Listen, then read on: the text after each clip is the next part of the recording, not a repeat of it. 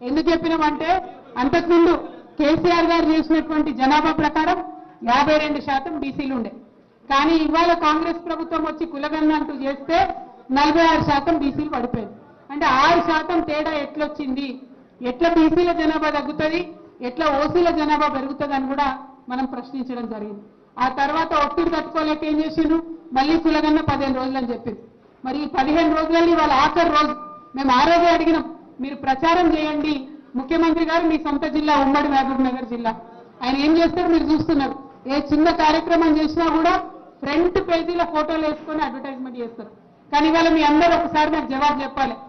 బీసీల కులగణన 2వ దఫా చేసినప్పుడు ఎక్కడన్నా మీకు ఫ్రంట్ పేజ్ యాడ్ కనబడ్డదా? ఏదన్నా టీవీలో యాడ్ కనబడ్డదా?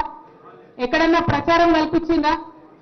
ఇక చూడండి ఇప్పుడు ఏం చేస్తారంటే, మేము ఇదే 15 రోజుల ముందు చెప్పినాం, మీరు డెఫినెట్ గా కులగణన మిగిలిన వాళ్ళ కోసం కూడా చేయాలి, ప్రచారం కల్పించాలని కూడా డిమాండ్ చేసినాం. అదేది చేయలే, 15 రోజులు చూసినాం.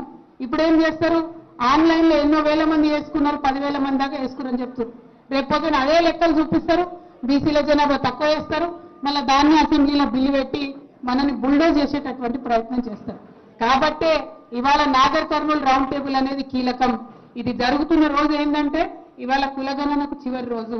దయచేసి బీసీ వాదులు, ప్రజాస్వామిక వాదులందరూ కూడా ఈ విషయాన్ని గమనించవలసిందిగా నేను కోరుతున్నా. అంటే అంచెలంచెలుగా స్టెప్ బై స్టెప్ ఎక్కడికక్కడ ఎట్లయితే తెలంగాణ ఉద్యమంలో మనం ఎండగట్టుకుంటూ పోయినామో అప్పుడే లక్ష్యం సాధించగలిగినాం. ఇక్కడ కూడా చేయాల్సింది అదే. ఏముంది కులగణన అవుతుంది కదా, నాకేంది అని ఇడిచిపెట్టద్దు దయచేసి. మనం సంఘాలు కులాల పేరుతో పెట్టుకున్నది ఎందుకంటే కులాలకు మన వల్ల సాయం కావాలని. ఇవాళ చాలా పెద్ద విప్లవాత్మకమైనటువంటి ప్రయత్నం జరుగుతుంది రాష్ట్రంలో. మరి దాంట్లో మన భాగస్వామ్యం ఉండాలి కదా. ఎక్కడన్నా మన బీసీలకు అన్యాయం జరగకుండా మనం అటెన్షన్ తో నిలబడి చూసుకోవాల్సినటువంటి అవసరం ఉంది. కాబట్టి దయచేసి ఇవాళటి రౌండ్ టేబుల్ చాలా ముఖ్యమైనదని మీ అందరికీ తెలియజేస్తూ, మరి ఇవాళ కులగణన ఫినిష్ అవుతుంది, ఆ తర్వాత బిల్లు పెడతారు అసెంబ్లీలో. ఈ బిల్లు విషయం కూడా దయచేసి మీరందరూ ఒకసారి శ్రద్ధగా వినాలి. ఒకటే బిల్లు పెడదామని ప్రభుత్వం ఆలోచన చేస్తుంది. ఒకటే బిల్లు, మేము కామారెడ్డి డిక్లరేషన్ లో 42% అని చెప్పినాం.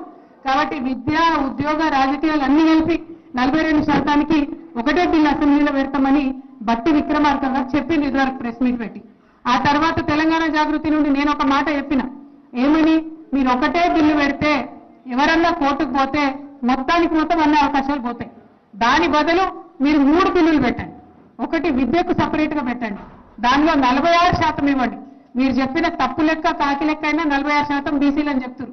సో 46%తోని ఒకటి విద్య కోసం బిల్లు పెట్టండి, 46%తోని ఒకటి ఉద్యోగాల కోసం బిల్లు పెట్టండి, 46% ఒకటి రాజకీయాల కోసం బిల్లు పెట్టండి అని చెప్పి నేను ఈ 3 బిల్లులు రావాలని చెప్పి ప్రతిపాదన చేసిన.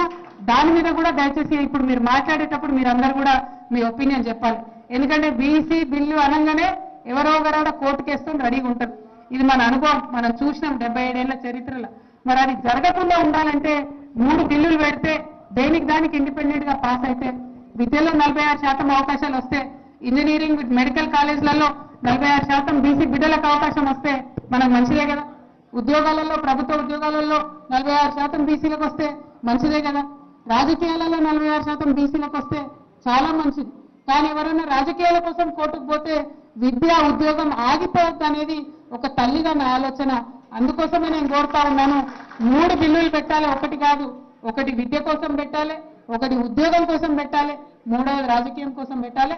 అవన్నీ కూడా 46% రిజర్వేషన్తో పెట్టాలని నేను మీ అందరి తరఫున ఈ రౌండ్ టేబుల్ నుంచి నేను ప్రతిపాదించదలుచుకున్నాను.